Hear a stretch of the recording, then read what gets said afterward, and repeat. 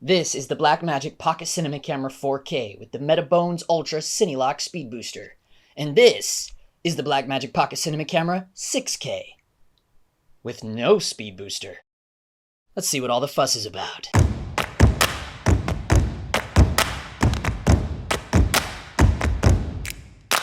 What is up, guys? I am Justin Phillip, and I own a small micro-budget production company called Dog Times Productions right out of Los Angeles, California. If you guys are familiar with my channel, you already know I do a lot of stuff on this BlackMagic Pocket Cinema Camera 4K and Speed Booster combo. Shot 2 feature films with it, shot a slew of corporate gigs, short films, a lot of narrative stuff with this bad boy. But recently, I wanted to see what all the fuss was about, so I shelled out some of my own dollars and got on ShareGrid and found a BlackMagic Pocket Cinema Camera 6K. Wasn't hard in this town, and if you rent something on the weekends from ShareGrid, it counts as 1 day. So for 48 hours, and 48 hours only, I had in my hands the BlackMagic Pocket Cinema Camera 6K. I did a slew of tests, answered a lot of questions that some of you had over there on the community tab. FYI, if you do subscribe to this channel, be sure to hit the bell, because not only will you be notified every time I post a new video, but you'll also get notified when I post for ideas and questions from you guys over on the community tab. A lot of you guys hit me up when I told you I was going to be comparing these two cameras, so we're going to dive there into the community tab, and straight up answer your guys' questions. This video is probably going to be a hefty one, so I know a lot of you, to make your lives easier, I put a table of contents down in the description below so you can jump around and fast forward and do what you wish. Here is a highlight roll-off test. We went up here on the top of the mountain over in Lincoln Heights. Really nice, beautiful view of LA, and during golden hour, and here is a little highlight roll-off segment.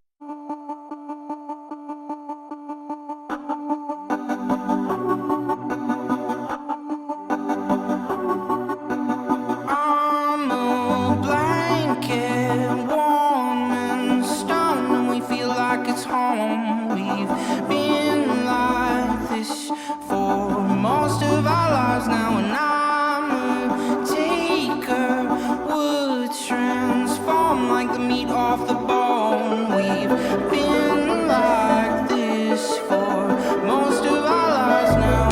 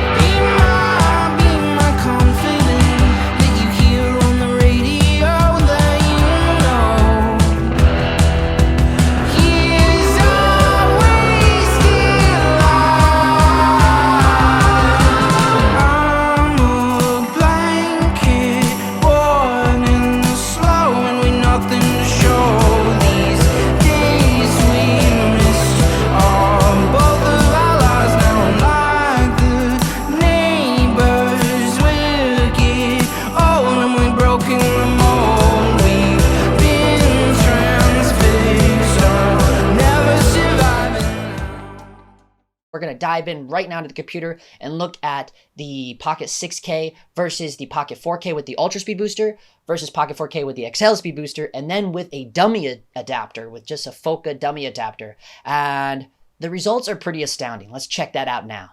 Alright folks, here we go with a field of view crop aspect ratio test comparing both cameras with different speed boosters on the 4K.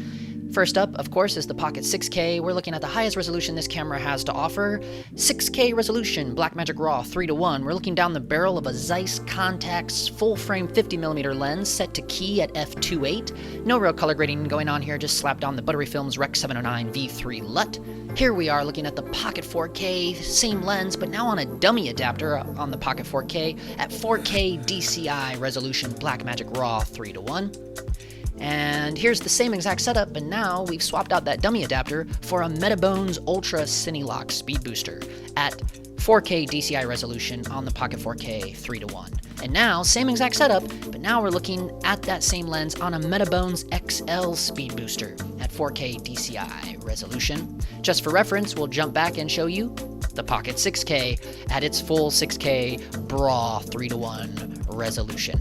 And here is the Pocket 6K at 6K resolution, but a 2:4:1 aspect ratio. Same exact setup. And now here we're looking at the Pocket 4K with a similar aspect ratio, 2:4:1, but at 4K resolution with the dummy adapter. And here is the Pocket 4K at 4K 2:4:1 aspect ratio, but with the Metabones Ultra Speedbooster.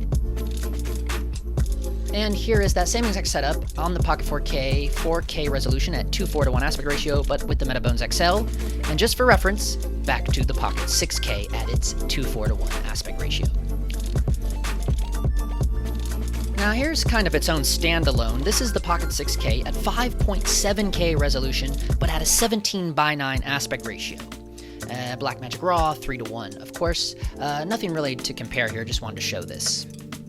Okay, now we're looking at the Pocket 6K at 2.8K resolution at a 17:9 aspect ratio. Same exact setup, same lens. Here's the Pocket 4K at 2.6K resolution, 16:9 aspect ratio. So similar. And here is the Pocket 4K at the 2.6K resolution, 16:9, but now we have the Metabones Ultra. And here's that same 16:9, 2.6K, but now with the Metabones XL. And same exact setup, of course, and just for reference, we jump back to the Pocket 6K at 2.8K, 17:9. Interesting.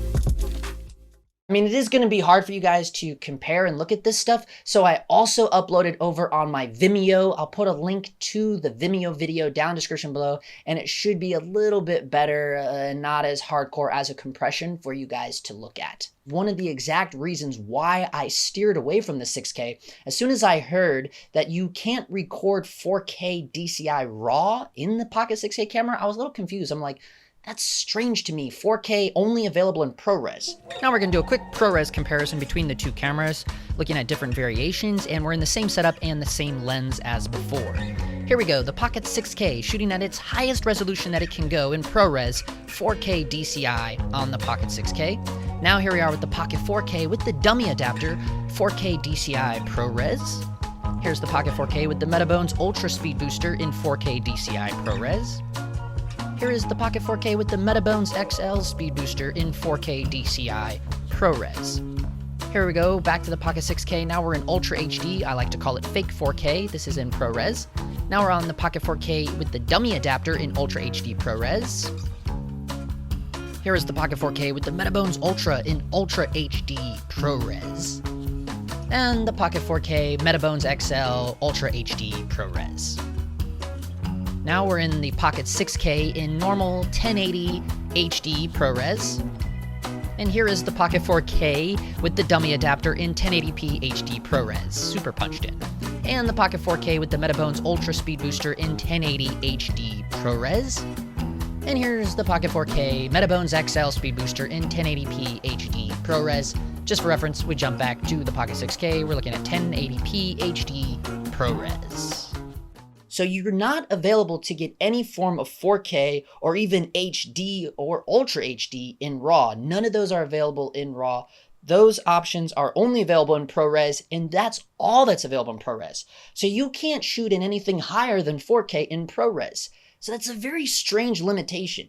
They cap you off at 4K in ProRes, but then in the RAW options, it's a little weird. No 4K RAW, no Ultra HD RAW, no HD RAW. It's just some very interesting codecs going on there with the BlackMagic Pocket Cinema Camera 6K. But I guess one way of it, you could look at it, you could say, well, dude, I'm recording in 6K RAW. I can downsize it to whatever I want at that point. And that is a pretty decent argument. Okay, folks, here we go with our low light test comparing both of these cameras in ultra low light situations along with the adapters. First up is the Pocket 6K. We are at 6K resolution, BlackMagic RAW 3:1. We're starting out with ISO 400. My Zeiss lens is ripped wide open at f1.4, and the Buttery Films Rec 709 LUT is just slapped on here. No other tweaking has been done, okay, folks? Keep that in mind. Now, this is the Pocket 4K, 4K DCI, BlackMagic RAW 3:1. We're on the dummy adapter here, no speed booster, okay? And this is ISO 400 with the dummy adapter. still at 1.4. Here is the Pocket 4K. Now we have the Metabones Ultra Speedbooster. Okay, we're still at ISO 400. We still have the lens ripped open at 1.4. And here is the Pocket 4K with the Metabones XL at ISO 400. 50mm 1.4 still wide open, and no other tweaking done with the LUT. Okay, now we're moving back to the Pocket 6K. Now we're at ISO 1250. I like to personally shoot at ISO 1250 with the Pocket 4K, so I wanted to include ISO 1250 for the low light test. So here is the 6K, and here is the Pocket 4K with the dummy adapter at ISO 1250. Okay, no other tweaking done with the LUT, and the 50mm is still ripped wide open at f1.4. And now we're at the Pocket 4K with the Metabones Ultra Speedbooster, and this is ISO 1250. And here we go with the Pocket 4K with the Metabones XL Speedbooster at ISO 1250. Now we're back on the Pocket 6K, and now we're at ISO 3200. This is the second native ISO. So yeah, no other tweaking done here, and still ripped wide open at f1.4. And now this is the Pocket 4K with the dummy adapter at ISO 3200. No other tweaking has been done here, folks. And now this is the Pocket 4K with the Metabones Ultra at ISO 3200. Marianne growing restless there. And now we're at the Pocket 4K with the Metabones XL Speedbooster at ISO 3200. And that concludes our low light test. Like one of the first times I got the Pocket 4K, I went and shot this real estate video, this like multi-million-dollar home down in Orange County. I got kind of a lot of hate on that video because, yeah, I had some wobbles in it. I mean, I was using the Devin Graham Glide Cam. It's one of the first things I shot on the Pocket 4K. But anyways, beyond that, I think what people were most impressed with that real estate video was how you can see outside the windows. And usually when you watch a real estate video, the windows are always blown out like 80% of the time. So I had a lot of comments being like, how did you do that? That looks fake, yada, yada. And then I put out a video after that showing how I kind of do that when I shoot. And because I shot it on a cinema camera, shot it in RAW. I shot a real estate video in BlackMagic RAW. But I did that because then when I came home and graded it, you're able to see what you saw where everything is balanced, and because the camera has 13 stops at dynamic range, it just looks really great. Okay folks, here's our dynamic range test between the two cameras. First, I took a series of spot meter readings through the window, and then I took an incident reading of where Marianne was sitting in the chair here. All the numbers you see there are the exact spots of where I got those corresponding readings.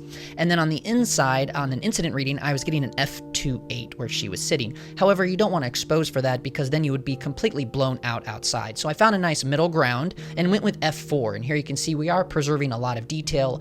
We are shooting in BlackMagic RAW, this time constant quality Q5, and we are on the Zeiss Contax 28mm, the Hollywood lens, and looking good on the f4 and 6K resolution here, and we're still preserving detail both in and out.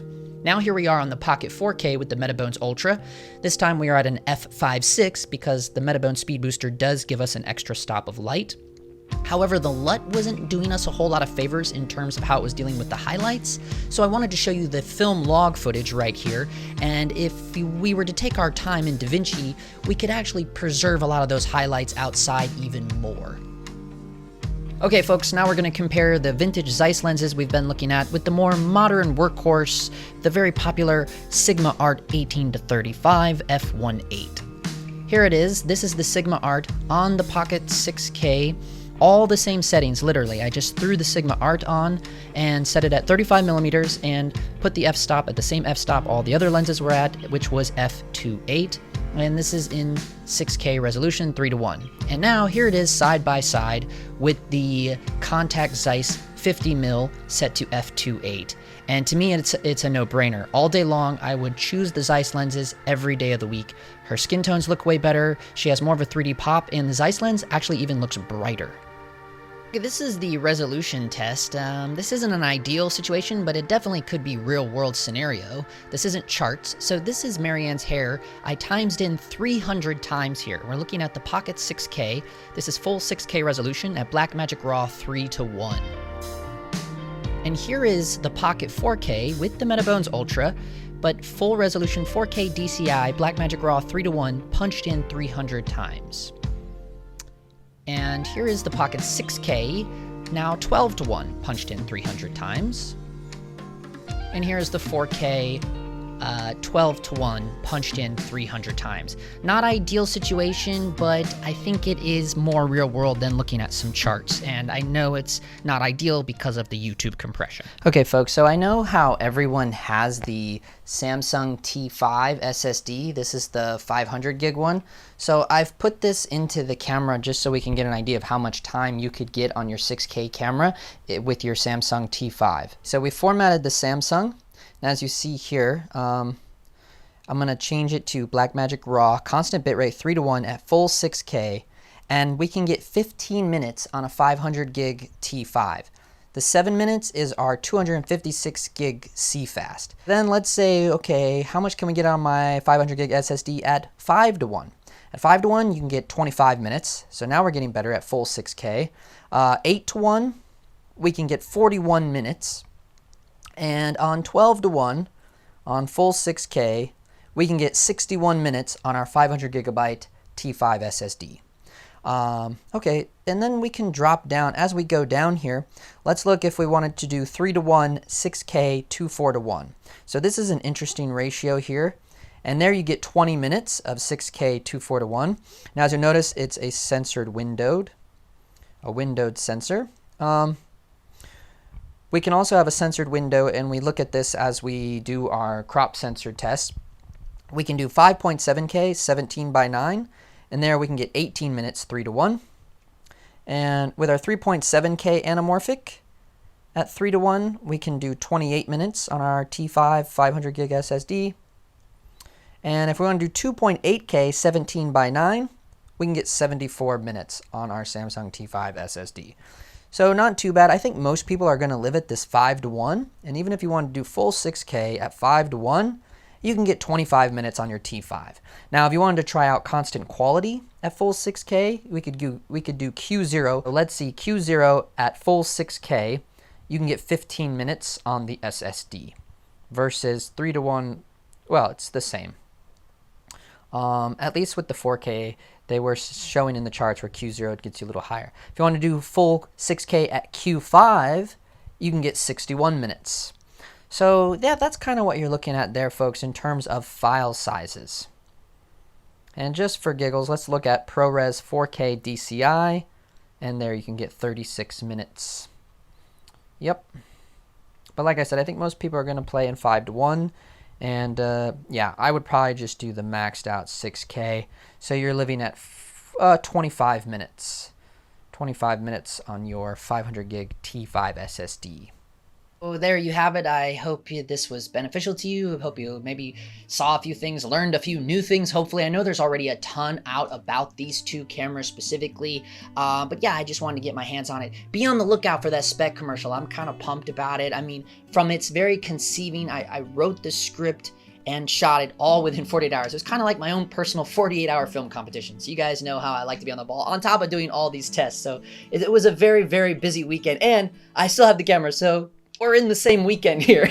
So yeah, I have to return it tomorrow morning. But yeah, I'm glad that I rented it and just to be able to do the test. It was fun to do the test myself and come up with my own conclusion. And with that, I think I'll jump right into that. My conclusion is that I'm not bummed out that I don't own the 6K. I'm not that impressed with it, to be honest. Now, if I didn't have the Speedbooster, I probably would maybe be leaning towards the 6K, but the fact that I have the Metabones Cinelock Speedbooster, now granted, this is not a cheap Speedbooster. The Cinelock is kind of like an EFPL kind of hybrid, so it is a locking mount, and plus the Ultra, and I also have the XL, but I keep the XL on my GH5, just get a little bit wider field of view on that bad boy. And I'm okay shooting with the Ultra Speedbooster because I always shoot in 4K DCI.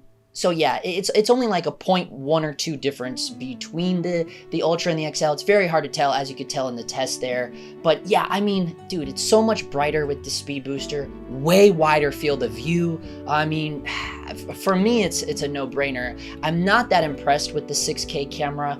I really don't like the way it looks with the big old snoot coming out of the top of it. Yeah, I don't know. I don't know. And at this end of the day, it's essentially the same exact camera. One just has higher resolution, but a way more punched in field of view. I'm like, I don't know, for someone like me that always reaches for a wider lens, I always reach for my 21 mil, I always reach for the 15 mil, I love those wider field of views. It doesn't make sense to me to have a more cropped in, punched in sensor. I like being able to get more of the full frame look with my Pocket 4K, and you're just not gonna be able to achieve that. And we saw that when we looked at the dummy adapter versus the 6K. Those were almost identical frame sizes. So yeah, you're just, in my opinion, I would say you're okay if you only have the Pocket 4K. So yeah, keep me informed, guys. We got a lot of cool new stuff. Be on the lookout for that spec commercial. I have some cool new product reviews coming up, so I'm excited about that. And for all my Patreon folks, yeah, by the time this video drops, we will have already wrapped up the feature film, Chance Before Hell, and get ready because we are about to dive into the next feature film. That's right, folks. I shot 2 feature films back to back, all on the BlackMagic Pocket Cinema Camera 4K. If you want to check out the behind the scenes walkthroughs on that, all the lighting tutorials, all the breakdowns, just kind of what it is, a day in the life, hanging out with me, working with me, and we just dive in hardcore on the lighting setups. You can join us at patreon.com/Justin Phillip. Gigantic thank you to all of you, all of my Patreon supporters, all of my YouTube viewers. Even if you don't subscribe to my channel, if you even watched this video this far, I thank you. As always, thanks for watching, and for now, that is a wrap.